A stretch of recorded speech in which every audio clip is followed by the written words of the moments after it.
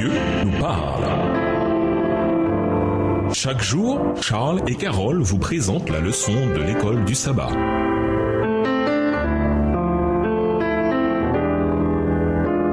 Bienvenue dans votre émission. Dieu nous parle. Nous voilà à la leçon de lundi, la promesse du Messie, première partie. Toutes les familles de la terre seront bénies en toi et en ta descendance. Genèse 28, le verset 14 dans la version Colombe. Et si vous appartenez au Christ, alors vous êtes la descendance d'Abraham, héritier selon la promesse. Galates 3, verset 29. À plusieurs reprises, le Seigneur dit à Abraham que toutes les nations de la terre seraient bénies par sa postérité, par sa descendance. Voir aussi Genèse 12, le verset 3, Genèse 18, le verset 18 et Genèse 22, le verset 18. Cette merveilleuse promesse de l'Alliance est répétée plusieurs fois car de toutes les promesses, c'est la plus importante, la plus durable, celle qui donne un sens à toutes les autres. D'une certaine manière, il s'agissait d'une promesse concernant la formation de la nation juive par laquelle le Seigneur voulait faire découvrir à toutes les familles de la terre le vrai Dieu et son plan du salut. Cependant, la promesse ne s'accomplit complètement qu'en Jésus-Christ, issu de la descendance d'Abraham et qui, sur la croix, a payé pour les péchés de toutes les familles de la terre. Pensez à la promesse de l'Alliance faite après le déluge, dans laquelle le Seigneur promet de ne plus détruire le monde par l'eau. Quel sens aurait cette parole sans la promesse du salut en Jésus-Christ? Quelle serait la signification de toutes les promesses de Dieu sans la promesse de la vie éternelle qui s'obtient en Christ? Comment comprenez-vous l'idée qu'en Abraham,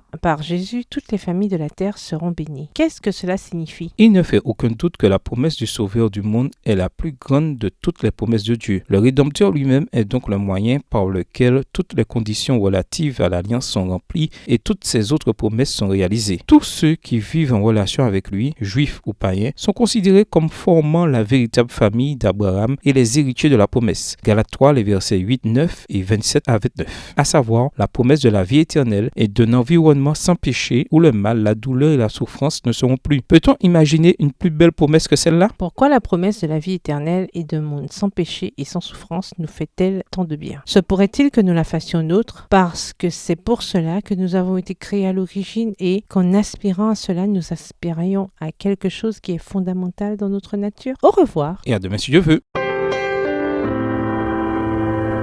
Dieu nous parle.